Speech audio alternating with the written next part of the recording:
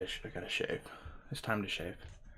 All right, I think we're good. I never freeze. You never freeze. All right, welcome to episode 27 of the Planet Podcast. I'm your host, Nadal. Jamal. And today we got really kind of a slow news week, but we're going to be reviewing Predator. That's number one. The Predator. The Predator movie. This first one is Predator. And then from there, we're going to be kind of discussing, as you texted me, pandering, basically, is Hollywood pandering to specific groups, genders, races, so on and so forth. Oh yeah, we gonna get real. So we're gonna jump into Witcher that. with Henry Cavill and the whole DC mix up. Yeah, we'll talk about that. briefly. Yeah, we'll talk about that. Yeah, that'll be towards the end because that's more of a positive note to end on. Dang. Well, The Witcher is not the DC stuff. That was okay. But anyways, with that being said, man, let's talk about the Predator because we just saw it Friday, so it's basically still fresh in our mind, except the movie itself wasn't too fresh. Like it's. I think you said it best when we came out of the theater. You said it, like you liked what it was trying to do. It was just poorly executed. Right. Correct? Now, kind of elaborate on that. I felt like it was trying to turn the franchise on its head, the same way The Last Jedi did. Okay. If you've seen The Last Jedi, Star Wars, it kind of turned the franchise on its head, but still kept those old familiar beats that kept, people into it. I think the Predator failed on all things with this. I mean, if it wasn't for the comedic aspect, yeah, the movie would have been a complete waste. I think the comedic aspect and the camaraderie of the group is a kind of a clique like the first Predator. That's what I say, familiar beats. Yeah. It's kind of like a clique in the first Predator. And they were all likable, Oh, yeah. Every single character, from the lead to the kid. Like, yeah, they're all likable. The whole characters. little crew. Olivia Munn did great. I mean, yeah, it was just it was just the writing. It was the movie and the story. It was just kind of lackluster at the end of the day. Like it wasn't. And here's something else. This is another critique I have with the Predator franchise, other than the lack of direction. Can we give them a name? Like, other than the Predator, yes. Alien is a xenomorph. Yeah. They were, Cameron. Did Cameron or Ridley Scott give him the name? I think Cameron was. I want to say it was James Cameron because they weren't. They were just aliens with. Ridley. Yeah, they was more of a mystery box. Yeah, which was cool. Which was fine. Yeah, but what he's trying to say is like, if you're going to expand at this point, if we're going to be trying to franchise this out again, it is a franchise. But why? Why does this highly intelligent alien race not have a name? Predator. What? They made a funny joke about that. Yeah, and then there's another thing that I'll kind of add to that is they have this entire government branch dedicated to researching the predators. They don't know their names. You see what I'm saying? It's crazy. They know a lot about the predators, why they hunt, how, blah, blah, blah, so on and so forth. But they don't know the name of the alien race. So I found that interesting. Like you said, why have they not been given a name yet? And it's kind of, to me, it's kind of, once again, it's kind of like, to me, it's kind of like humans being, we as humans, this is just a personal gripe of mine. The other things is true, really important criticisms. This is just a personal gripe, nitpick. And to me is another example of humans being, we as humans being kind of arrogant in a sense towards the world, like we're the center of the universe, because this inhabitable creature who don't pretty much put hands on us multiple times, and he continues to come back to find the strongest warrior here. I mean, Schwarzenegger did his thing. Danny Glover got lucky. Alien versus Predator, they kicked our butts. I mean, got lucky on that one, really. And then, really, the probably, in my opinion, the best Predator movie, and this is my opinion purely, I just want to, because it's not the greatest movie in the world, is the Predator movie with Adrian Brody. Predators. Yeah, Predators. I enjoyed that one was really good. I honestly think the first Predator is the best as far as quality, but in terms of entertainment value, Predators was... It's the second best. I agree with him, and it's my personal favorite, too. Yeah, Predators was like... it just the way it was presented. They were on an alien planet, but they were on a game reserve. But that got more into the exploration, and they kind of... That's what I said, and they took a step back. Yeah, Shane Black. I like what Shane Black was trying to do. It's just poorly executed. Yeah. And everybody's complaining about the humor. A lot of other movie critics who have a lot more name and get paid to do it, unlike us, they were complaining about the comedy. I'm like, the comedy was the best part. It broke it. If that movie didn't have that comedy in there, because I ask you, the people who are complaining about that, what do you replace it with? What goes in place of that comedy there? Yeah, we keep everything the same, but we take out the comedy. What do we put there that fits that tone of the movie, that fits those characters? You see what I'm saying? It is. You can't have a depressing situation and then have a group of characters that are on the screen 95% of the time be depressing all the time. It doesn't work. Not for a Predator movie. Not for a Predator movie. It's just like... Unless you want to make a real war movie about PTSD or something. Which is different, but that's a different conversation at the end of the day. But no, people who say the comedy aspect was not needed, I disagree 100% with that. Oh, and let me say this. Lately, these studio movies been lazy as heck with CGI. Oh, Let me applaud the Predator. Practical effects too on their end too as well. The CGI practical effects was great and it was only $88 million. Yeah, which they'll make their money back, hopefully. If the overseas, probably. Yeah. This is kind of a not really a spoiler, but the other, you've seen him in the trailer, the Predator. You've noticed that he doesn't have any armor on. He's been like his armor, like he can, I guess, control it with his mind. I don't even know how it works. They don't really explain it, but it pops up out of his skin. So I thought that was just a cool little aspect. It kind of reminded me like Tony Stark's Iron Man Extremist. suit. Like little nanobots. Armors. Yeah, so I thought that was pretty cool. So Tony Stark's nanobots armor that he had in Avengers. And what's up with the Star Wars at the beginning? Oh yeah, that was Star Wars. That was an example of lazy. That was just they clearly just reused. Yeah, our friend pointed that out. Yeah, it was that was. I mean, it's nothing. It's nothing to be mad about. It was just kind of like. I'm gonna tell y'all this. The Predators they have a big identity. The Predators should have their own identity. They're cool. They're really cool. It should be wasted. from a creative standpoint, should be, in my mind, should be very easy to do a voice for them.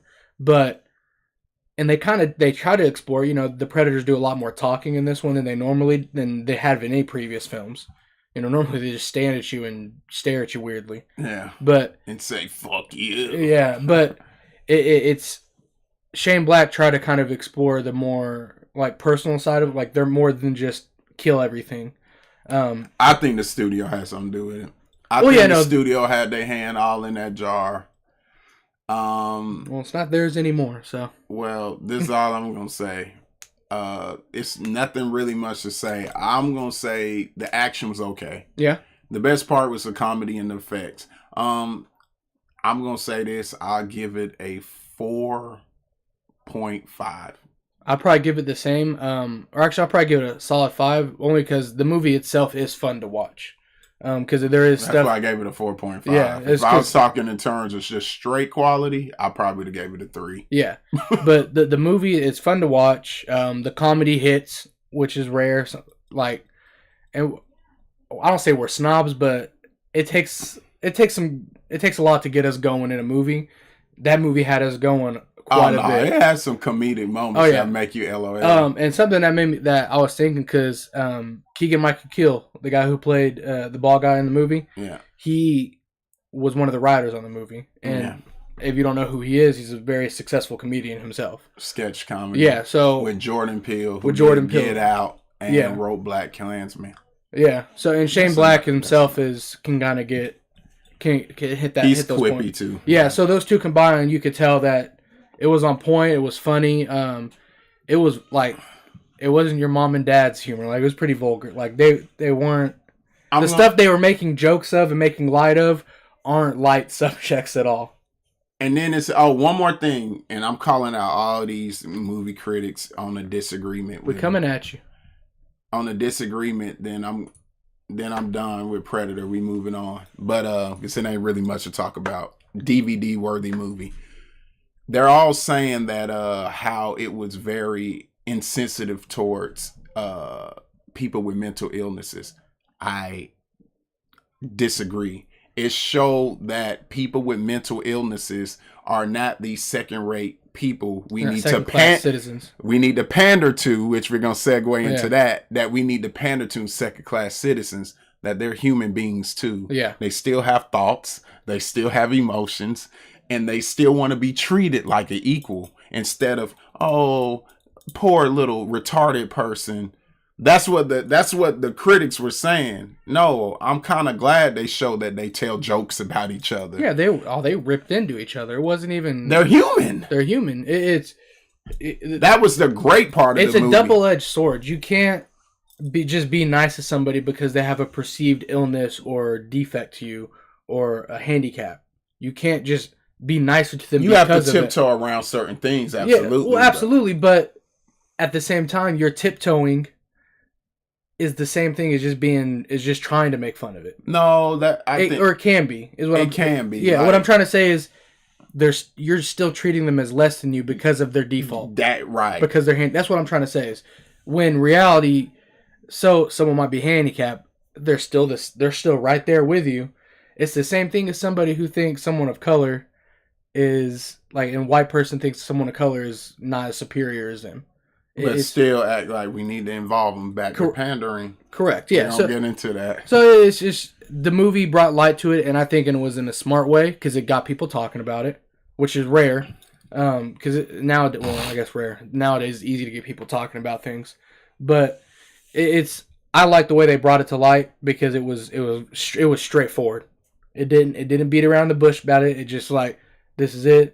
You either missed it or you did, or you got it. Yeah, I like it. And then, like you said, some of the critics are just kind of ripping into it. And look at the Predator. Mild spoiler alert, you'll see who his worthy warrior was that he wanted to take back. Yeah, as a trophy. So it's the movie, that was the underlying tone from start to finish. Was that very thing right there. But I mean, kind of just segueing into that, pandering in Hollywood. Would you say has gotten out of hand? I wouldn't say out of hand yet, but now that thin line is being crossed between, right now, it's a thin line between inclusion, pandering, and exploitation. Like, it's a thin line between the three. For the audience, let's kind of break down inclusion, exploitation. Kind of clarify what those are. Inclusion is involving people of all diverse backgrounds: white, black, Hispanic, Arab, Indian, Native Americans, then Indian. I mean, it's in trying to get everybody involved, whether it be Aladdin, instead of whitewashing, you actually get people from that region, Which they have halfway done. Or Mulan, no blackface and stuff like that. That's more inclusion, bringing a diverse. Yeah. Pandering is like giving something that doesn't deserve it because this audience has been blocked out for so long. Like, to me, a great example of that recently was, people are saying like Black Panther Best Picture. Mm-hmm. I watch a lot of movies, y'all. Black Panther is my top 3 favorite films of the year, but I watch a lot of movies. Not Best Picture. It shouldn't be Best Picture right now. I've seen Hereditary. I've seen Sorry to Bother You, which has a strong message with two black leads. I heard Blind Spotting with a black lead in urban culture. Mm-hmm. It's a very no. Entertaining, love it. Second favorite movie. I'm a comic fan. I just don't think that. And I think that gets to a point of pandering and exploitation. They're not going to give it the award. I feel like they're just nominating it because it knows it'll get those eyes to watch the Oscars. They're just trying to boost the viewership. The possibility of the Black Panther winning something like that will get people to tune in. And the Best Picture doesn't happen until the very end of the show. So you got a bunch of people who don't normally watch the Oscars. So they don't know when that award comes up. They're going to be sitting there for 2 hours watching the show. And then get disappointed. And look, if it did win, which it won't. Yeah. I'm almost I'll say 88% sure. If it did win, I wouldn't be mad. I really wouldn't, because like I said, it's one of my top 3 favorite films of the year. So, but it's just not. Why is it an argument? Why is it? I'll say top 5. I forgot about Upgrade. Yeah, top 5 film of the year. It's why is it in the Upgrade? That's a great example of inclusion. A paraplegic character is the hero. Yeah, that's a prime example of inclusion, of something that it wasn't pandering. Even the marketing wasn't like that. It was a paraplegic character who basically became a superhero. And kind of superhero. Well, that's just like the cliff notes, like the quick version of it, because we've already reviewed that. We're not going to jump into it, but that's a great example of a movie that was very inclusive of a group of people that aren't representative in movies. If little if at all. Disabled people. So that would, to me, that stood out. It was something that I liked about. It was a big thing I liked about that movie. I don't have anyone in my life that's in that kind of situation, but as I could definitely understand, somebody would want something like that in a movie they want to watch, right? Especially if you're in that kind of situation. So I can see where that's very inviting. Also, the movie was really, really cool. But I guess you said Aladdin. That's another example of they halfway got Aladdin right. Yeah, they halfway, but they were, but steps. It's baby, exactly. I was saying baby steps. So I'm not really mad at it. I just hope the movie's good at this point, because it's one thing to cast it right. If it ends up flopping, you might not flop. Well, no, what I'm saying, like, if it's just terrible, you might not ever get another one.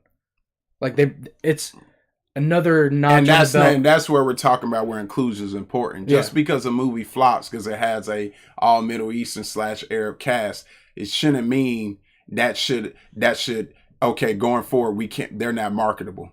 Because look how many other movies with predominantly white males who dominate Hollywood. Look how many times they get an opportunity to, flop and then make a comeback. Make it like Keanu Reeves. Like a lot of directors, they fail upwards. Yeah. So there's very rarely a director. And it's art. So everything is not going to stick. Yeah. Some of their movies that flop is good. You hit and miss. Yeah. So look at Ridley Scott. Blade Runner didn't go over well. Now it's a cult classic. Yeah. And it's a great movie. So I just feel like it's a thin line, and we didn't really get into exploitation. To me, we used the wrong word. It wasn't pandering. With Black Panther putting in Academy Awards, to me, that's exploitation. No, that makes more sense. For Best Picture. Especially the way we described it. Now, we say a supporting actor with Michael B. Jordan, or the women, the Dora Milaje, Okoye. Absolutely. They all deserve that. Yeah. They all deserve that. But Best Picture? No. There's a lot. Best Picture, you're borderline perfection. Like, just kind of put that category into, like, the movies that go up for that. Those movies are borderline perfection. From beginning to end, they don't really do a lot wrong. They typically execute across the board. They hit all their check marks. But like you said, it's exploitation. They're just trying to get viewership, and they're not going to give it that. Yeah. If they did, I wouldn't be mad. I'd be happy if they did. Yeah. But in the back of your head, you couldn't help but feel that. And I'll tell you another thing that the Academy needs to do. Hereditary, I can't believe I'm saying this because I'm not a horror fan at all. But Hereditary is really possibly the best film of the year, and they always exclude horror movies. This is another thing of inclusion. Just because this franchise is more of a cult following subgenre taboo, if it's still making great movies, you need to include it. Hollywood has a big problem. I think it's these snobs who, if it's not a war, if it's not a war drama, if it's not a romance, if it's not showing, you just named it. Yeah, if it's not a, let me use this example. If it's not a movie with minorities dealing with struggle, Holocaust, slavery, Arabs, being, racially profiled. If it's nothing of that, you know, if it's not us showing, you know, if it's nothing of struggle, then they don't get nominated either. If it's nothing they can't exploit. So, well, they exploiting Black Panther, and that's very important to Black culture. But you know, well, yeah, absolutely. We're not saying that that movie's not important. It's extremely important because what it did was exceeded expectations. Let's be honest. I don't think anybody. Commercially is a very important movie, and socially, but the Academy is about all that put together. Yeah, and I think. You don't let one category falls in the others. Technical aspect. I kind of take it back. See, now, like I said, the acting for what they were given, Michael B. Jordan deserves a nomination. Mm-hmm. Lupita Nyong'o, Diana Guerrera, Latita Wright. She was more the comic relief. So I'm not gonna say her, even though I enjoyed her character a lot. I think those two deserve supporting actress. You know, I even would throw Ryan Coogler are directing because you know the director. What's the best director nomination? Costume design as well. Costume. It should win. It should absolutely win that. She should win that. That woman should absolutely. I apologize. I can't remember the name off the top of my head, but we'll probably refer to it next week in the podcast. We're using Black Panther because that's the biggest example. It's an easy example too. Because it's the biggest. It is the second biggest movie of the year after Infinity War, and it's the biggest movie in the United States where we live. So, you know, and considering the times, that's saying a lot as well. Yeah. So, I don't mind seeing those movies that are including those characters. You know. That's why one thing, remember I told you, like, I like the Aladdin story because, you know, I was a kid, I grew up with it. But now that, you know, I'm more hyper aware of this kind of stuff, I'm excited to see a character that has the same facial hair as me, same hairstyle as me, and on the big screen in live action. Yeah. So to me, to see, not even that, but it's not just a character who looks like that. It's my culture that's going to be on the screen. Inclusion. That's... Like, let's be honest. If there's an Arab on the screen, whether it be video games or movies, we're usually not the good guy. And we're usually living in some hut. We're typically in some hut in the middle of the desert. There's a huge misconception of what the Middle East looks like and is. Right. And luckily, this is in the hands of Disney, which I think Disney will try to be as careful. Disney does a good job with inclusion. Yeah. And I think they'll make that world feel livable and bright and beautiful, which is something that's what Saudi Arabia was, you know, for the, because this is it's needed. It's needed. It's gonna break the mold, and I'm excited because if it's successful, I'm gonna go see it. I'm gonna support the hell out of it, whether it's bad or good. Be honest with you, because I want to do my part to ensure we see not another Aladdin movie, but more movies that include things like that. Because to me, that's gonna, like, man, that'll make me happy. Because you'll start seeing, you know, like, for example, I'll use, what's the last movie, The Gods of Egypt. That was an example. It's taking place in my culture, but none of the characters are Arab. They're all white English people. Or black. Well, they had Chadwick Boseman was in it. But he was in it for maybe a total of 6 minutes. But that's it. That's another example. Like, they don't believe an Arab actor would be... molds need to be broken. Yeah, and Aladdin can do that. Something else I want to follow up on with that is this. This is where... now I'm going to give a great example of pandering. We were watching, and I love it. It was one of my... I think it should have been nominated for more awards. It was one of my favorite movies of the year. The Post. Yes. The Post with Spielberg, great movie, but towards the end, we're talking 1960s and 70s. Mm-hmm. Towards the end, when that girl just randomly went up and said, "A woman is doing all this." Oh, you're right. That is just like, come on, man. That was pandering. The message was already greatly delivered. Why did you do that? You did not need to do. That was not necessary. It was not necessary. The message was already delivered that this woman for years has really been running this newspaper. The message was delivered so beautifully and so subtle and great. Mm-hmm. And then they just did this. To me, it was so... It was like, hey, idiots, just in case you hadn't noticed, here's this. It was so it was so unnecessary, and to kind of put that in perspective, Spielberg directed that, right? Spielberg, I can guarantee you, Spielberg did not put that in there. I guarantee you that was a studio. Did because Spielberg, he got full control. He probably, but they probably was convinced to do it because this society we live in, everything has to be on the nose. Yeah. The movie showed a strong woman throughout the movie. Yeah. And it didn't have, it wasn't on the nose. Tough decisions, never backing down. And it was not on the nose. That's the beauty of it. Yeah.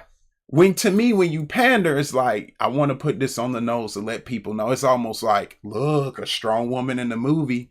Nah, she was just another character who happened to be a strong, independent woman. That's what we need. Yeah. And another great example of this wasn't pandering, but the subtleness of delivering a message in a subtle way was it's a TV show on Netflix, Altered Carbon. So there's a Arab director or Arab detective in the movie, and it's at first when I was like, in the show everyone's bilingual, like everyone speaks a different language, and I heard him speak Arabic. I was like, so I had to rewind it a couple times. Like, he didn't speak Arabic. And I realized it was the other detective is Mexican. She's speaking Spanish to him, and he's responding in Arabic. Oh, that's pretty cool. So they're having a conversation. She's speaking Spanish. They're going back between Arabic and English and Spanish and English. Yeah. But they're having a full-blown conversation. At one point, one speaks Arabic to the other one who's Spanish, and she responds to his question in Spanish. Right. So to me, I was like, that was a very subtle and easy way to show that at some point we can all kind of just, it all works together. There's no need diversity. You don't need to learn another language. You need to be able to understand it. And so I thought that was a cool little thing. Also, that character was, it was a strong character, was somewhat of a leader in that relationship for the partners. So that was another example of an Arab character not in that typical role. Stereotype. And that was a world where they could have easily made it that. And they didn't. They made it a point to make sure he was a detective, and he was a good detective in a corrupt precinct. Right. So that was, to me, that was refreshing. I was excited about that.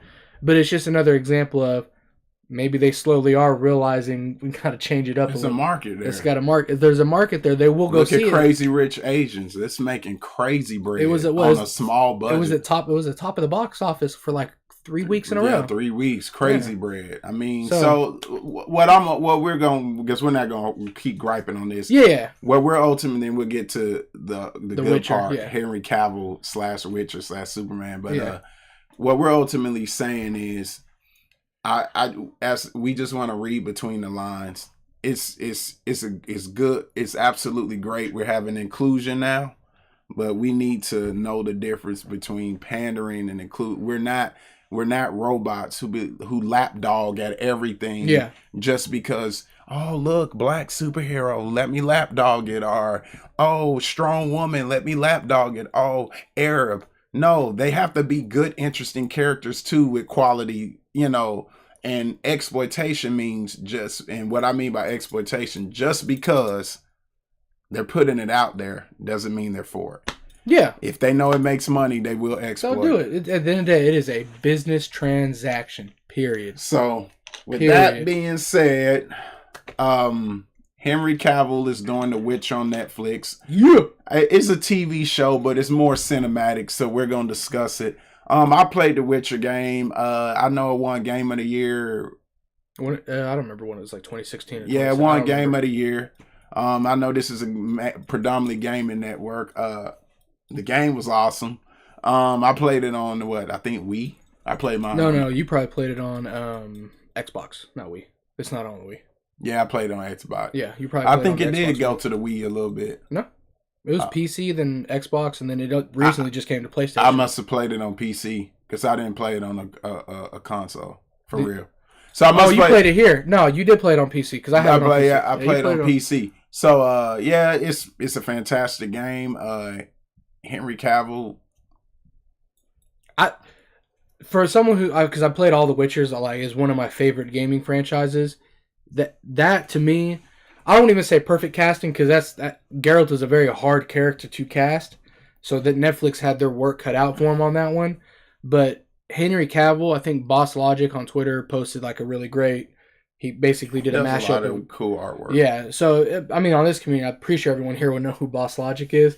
But he did some dope work for like Henry Cavill's character, but with the Witcher look. And it just when I looked at it, I was like, yeah, that was the right casting. Just when I looked at it, I was like, this is just a picture that was photoshopped. I'm interested to see him in that the full on get up. I'm interested to know if they do Geralt with a beard or without a beard. Personally, I prefer the beard. I don't know if they will or not. Also, we're not fully aware if they're basing this show off the video game or off the books, which the video games are based on. But now, to be clear, this show is only happening because of the success of the video games, though. That I can say with certainty. I was telling him, as we all know, the video game curse. We'll see. I heard Castlevania was great. I have yet to watch it. Well, not great, good. But I mean, I can't watch Castlevania because the producer is a total douche. What's his name? Sandcar, right? No, my thing is because it's a different formula for video games. It's something that's really hasn't been done too much. A video game movie or a video game TV show. Castlevania. Then you have, which is one of my, and then you have the Halo series on Showtime or Stars, the Halo series. That's right there is partnered with Amblin, which is so Spielberg will be a producer on the Halo TV show. We'll see. So to me, we'll see. But if he's one episode, I'm good. But then it's Netflix is they already came out and said we were looking for our Game of Thrones, and they're trying to say The Witcher might be that for them. And well, not the successful, like the grittiness in the world. I'm saying that's a tall order. Oh yeah, it's a tall order, but it's Netflix, so they're gonna. I'm just saying, whether you hate or like Netflix, they're gonna try. Oh yeah, that's what I appreciate about them. They're gonna give it a go. I told him, I'm like, it's very interesting, but man, with the whole comic book things, it's either a good movie that doesn't pop, not good. Decent movie that doesn't pop, or it's like bad. And yeah, I just. But again, this isn't a movie, and Netflix historically has been very successful with their shows. Yeah, but a lot of their shows have already had a small cult following, then get bigger. Once they sign, like Black Mirror. Black Mirror already had a small cult following, then it blew up on Netflix. Witcher's that example. It already has a small cult following. We'll see. People really love The Witcher. We'll see. But I'm saying Black Mirror's already an established show. But like I said, we'll see. I'm cautiously optimistic because I like Henry Cavill. And Ozark. And I do kind of want, and I do think I will give him this. We always disagree about the video game movies crossing over into like cinematic or TV franchises, but I will give him the dog this. He is absolutely right. Video games are video games translating into the silver screen are definitely better made as TV shows. It'll make more sense. The episodic approach will make more sense. It will make more sense. He's absolutely right on that. You can tell a story in 15 hours. You can't tell a story of video game in an hour and a half. Like Mass Effect. Oh, God, no. It needs to be a TV. It has to be a TV show. Yes. First of all, Mass Effect is basically heavily based off Star Trek and Stargate anyway. So it should be a TV show if it would ever happen. We have no insider information on that. We're just saying. But I'm interested to see it. I'm very excited for it. I think Henry Cavill, it was a great choice to play Geralt. Boss Logic also did a post earlier today of who should play Ciri, which is kind of like Geralt's daughter in the movie, but have Natalie Dormer play Ciri. 2-0. Yeah, well, that's what he said. He said that in the post. He said, unfortunately, age is probably a factor because the character's in her early 20s. But go to Boss Logic's Twitter account. My God, it's a pretty cool little poster that he posted up. And it's fun to see just the conversation of the fan castings and all that is always fun to have. But Henry Cavill is someone that I think everyone not everyone, but a lot of people wanted him to play that character ever since he did that little interview where he's like, oh yeah, I played The Witcher, I read all the books. And so he's that like, he subconsciously put it in y'all mind to think he was perfect casting to get the role. again, I don't think he's perfect casting. Or was he already casted and he knew and he just kind of threw that interview? Well, he was probably in the conversation. This was his business choice of this was him pandering to the fans to get and it worked to get him the role. So he might have been in the negotiation for the role, and he did that interview. So the Game of Thrones season 8 release date, it's like April of next year, so it's early next year. But it's game. The Witcher, I think, is gonna be it's a not grounded because it's very high fantasy, but I'm interested to see it. I'm excited. It might to see be like Game of Thrones, a grittiness to the high fantasy. Correct. Aspect. Yeah. So it's Geralt is a very kind of like Conan. Yeah. But no, I'm excited for it. But this guy right here, get the little pop figure with Henry Cavill. It'll be exciting to see that happen. And then the second thing, still staying on Henry Cavill, there was a big old little is he Superman? Out. Isn't he Superman? Nobody knows yet. Yeah. So at first my gut reaction is he's not Superman anymore. And then he posted some stuff on Instagram where he had a Krypton lift squad on his shirt, and then had a toy of Superman, and then the Superman theme song playing. Well, this was a day after all the rumors. Even bigger than that, The Rock's Danny Garcia. She used to run Merrill Lynch, and her and The Rock share a child together.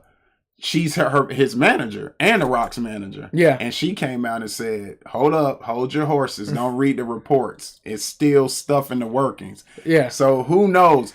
I like him as Superman. I want him to continue to be Superman. I've always said this about him and Ben Affleck. It's a very unpopular opinion, but I said him and Ben Affleck, in my opinion, were the perfect Superman and Batman in the wrong movies. Yeah. And I stand by that. I agree. I think the casting outside of Flash, I think the casting that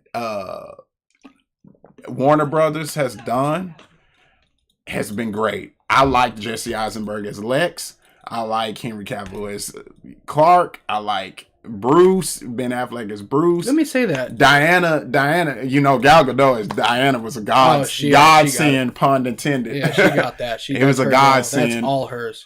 And then even Jason Momoa as Aquaman. I like him. He's my great. Boy right there, He's man. great too. That's my boy. So to me, it's just they're in the wrong movies, Yeah, which I'm excited for Aquaman. I need to see Jason Momoa as Aquaman, dude. I'm so excited for that movie. But here's my theory. I think they're trying to find which movie to incorporate him in before he does another movie. They said Shazam, and that kind of fell through. I don't think he fits a Shazam. The tone of that trailer, he didn't need. Yeah, I think.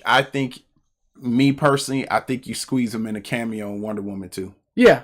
You direct a quick cameo, maybe a mid-credit scene, involves Superman. Another thing that I got from all the rumors and stuff, because at first, remember, my gut reaction is, oh, he really is, he's done, because it fell into The Witcher, the Witcher announcement, and that's the kind of thing where people kind of like, they heard the Superman, then the Witcher thing got announced. Oh, okay, so he's like, I'm done as Superman. Okay, Netflix, I accept The Witcher. Yeah. So, which obviously we don't know. It's just the way it all came out. The man basically was in the news. Like, he wasn't in the news, and then he was in the news for like a good 2 weeks. And I was telling the doll, I said, nobody just gives up playing Superman. Yeah, it's not something. So what I think. So that's the second thing that started coming out is like, oh, they might be holding him back, like you said, until they find something that makes more sense to put him in. Until the universe has a direction. Because Superman right now is the leader of the Justice League. Yeah. And Wonder Woman 84 and Aquaman quite possibly are going to lead us into that new direction. I believe they both will. Well, yeah, no, I want them to. I'm just saying, for a general state, like, those are the movies. Like, I think that's you'll probably get some Superman announcements after the success of those. After the success of those. Or a hint at it probably during Comic-Con next year. Joker spinoff, that's stupid. No, that is a joke in itself. But that's for another day. Even the casting. But it ultimately was about The Witcher and Henry Cavill. Yeah. I want The Witcher to be good because that will give me more hope for Halo, which is My third which favorite, is even bigger budget movie, which is my third favorite video game franchise after Street Fighter and Zelda series. So, Halo might be number 2. I just say Zelda's the best. And Halo is, I think it found a good home because of it's a very mature game. I think it found a good home on a premium channel. Like I want to say it's Showtime. I'm thinking it's Stars, but it's Stars or Showtime. So that's a very good thing for it to land there, because there's a lot more freedom than if it were to land on an AMC, which I don't think AMC would ever clear a budget for a Halo show. Yeah. But Stars and Showtime, they're more than welcome. Like, okay, we'll do that. So I'm excited to see where they go with that. We don't really know a lot of information. The Witcher, so I'm interested to see how Netflix times their Witcher release. Yeah. Because right now, Halo and Witcher are in the exact same. They're production-wise, they're in the same point, and they got TV shows down to a science. They film those things in 6 months and they're done. So I'm interested to see how when they come out with it. Are they going to want to compete with each other? Because it's the same audience. Probably not. Probably feed off each other. Yeah, that's what I'm saying. Yeah. So what are they? From a business standpoint, do they compete, or they just kind of? Oh, this was successful. If you like The Witcher, you should go watch the Halo show. Or if you like Halo, you should go watch The Witcher on Netflix. So, and the barrier to entry for each one is $15 and $10. So, if you get those streaming services separately, it's $10 for Netflix, $15 for Showtime or Stars. And then if you already have a cable subscription through like a cable company or satellite, you get it for free. Yeah. So, there you go. But, I mean, that's our episode. We'll probably be back again next week around the same time. Yeah. We'll probably do another special segment. Yeah, I think we really enjoyed that. I think people like that special segment where we just kind of. But we got to get y'all the meat and potatoes sometime. Yeah, so can't always be frosting. Yeah, so meat and potatoes will be there, and then I think towards October, because something me and him discussed, we have to learn to we got to still do what we like, but we have to learn to do things that the audience is into. And we notice action and horror always gets people riled up. Yeah, action lasts. So Halloween's coming up in October. We're not big horror fans, but we're going to definitely watch it. Yeah. I guess it's a huge franchise. Yeah. And October into December, me and this guy, we're going to kick it up a notch because we're going to be busy. We have Fantastic Beasts. We have Venom. Aquaman, we have Halloween. Mortal Engines. Aquaman. Bumblebee. Yeah, we're going to have... so... But not even just from the work standpoint. Like, we're going to start more Twitter and stuff like that. While we are on Twitter, we don't post ourselves a lot. We might respond... So I think the text message conversations that we have will probably just now be ats on Twitter rather than texting. Yeah, we'll do a better job of that. Yeah, because me and him argue a lot through text messages, and we debate movies and all the time.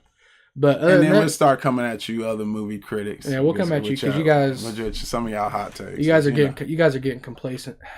So, but that's this week's episode. Peace.